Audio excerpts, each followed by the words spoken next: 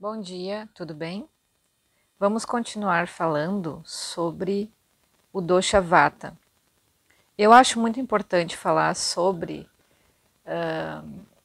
o vata e a gente estudar sobre ele, porque ele é um dos primeiros doshas que entra em desequilíbrio e depois vai desequilibrando os outros. E eu recebo bastante pessoas em atendimentos com desequilíbrio em vata. E pessoas que têm outro biotipo, por exemplo, e estão bem desequilibradas no sentido do vata. Então, algumas coisas que a gente pode falar também, além das que a gente já falou, o que traz o desequilíbrio do vata? Primeiro, o vata é formado por espaço e vento e ar.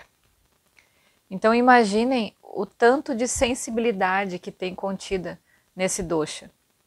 É um dosha hipersensível, que trabalha muito com o sistema circulatório do corpo e com a parte do cérebro, dos neurônios, a parte sutil do nosso corpo também, as sensações, né? Então, por ele ser tão sensível, que a gente tem que ter um cuidado maior da forma com qual a gente escolheu para levar a vida. Por exemplo, o açúcar ou as coisas doces que nos cercam, né? Esse não o doce das verduras ou do arroz, doce do artificial. Ele superestimula o nosso vata, nos agita muito. E muitas coisas do que a gente come, principalmente quando a gente está meio cabisbaixo ou algo assim, são doces, né?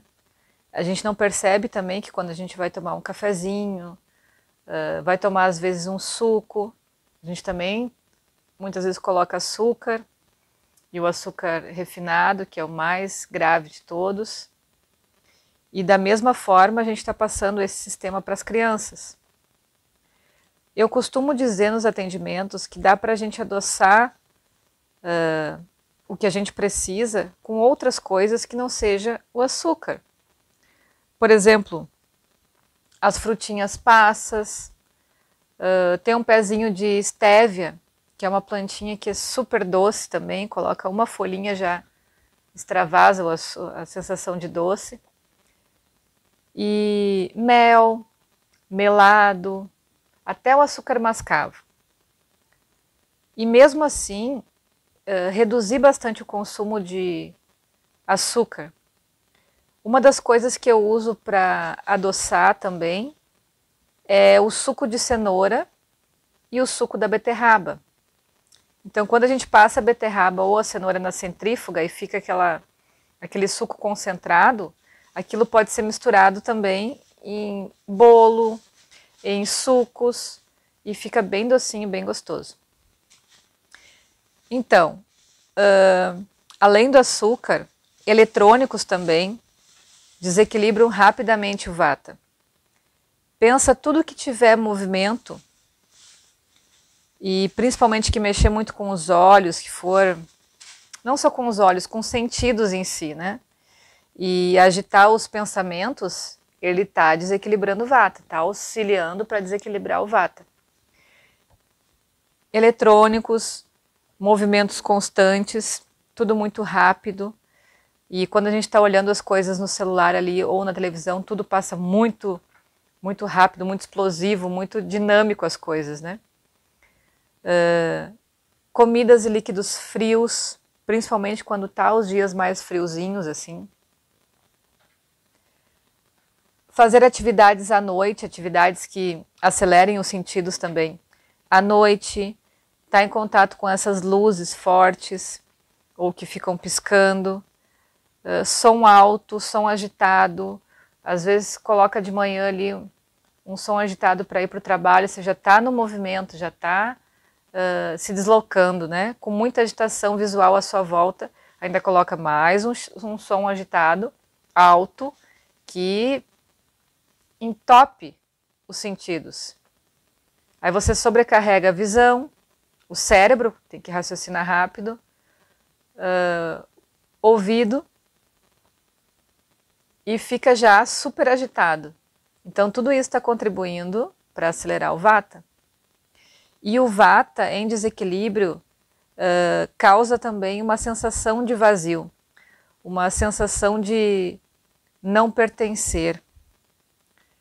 Existem, por exemplo, várias formas de depressão, né? Ou depressão Kapha, ou depressão Vata, ou até uma depressão Pitta.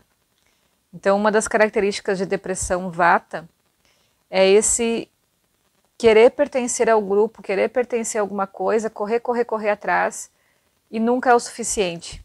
Nunca tem o suficiente para preencher uma sensação. E a pessoa está sempre fazendo coisas uma em cima da outra, mudando de um lugar para o outro. Só que o maior problema disso não é acumular coisas, correr para fazer coisas, mas é sim parar. Tem que se parar para evitar esse tipo de desequilíbrio mais forte. Ok? É muito sério. Isso afeta não só adultos, mas crianças à nossa volta. Os animaizinhos também ficam agitados. E as relações, principalmente, ficando cada vez mais frias e impessoais, porque todo mundo está muito mais preocupado em trilhões de coisas ao mesmo tempo do que nesse contato visual, nessa troca de carinho mesmo. Vamos abrir o olho. Não é dessa forma que a gente vai conseguir ser feliz ou conquistar algo que nos deixe feliz mesmo, porque um dos sentidos que a gente tem aqui é de poder viver de uma forma plena e principalmente contribuir com o desenvolvimento de tudo que está à nossa volta, né? Das pessoas, do planeta em si. E a gente corre o risco de sair daqui sem fazer o que a gente veio de fazer de fato. Certo? Beijos a todos. Diminuam o movimento, tenham consciência do que estão fazendo e bora ser feliz.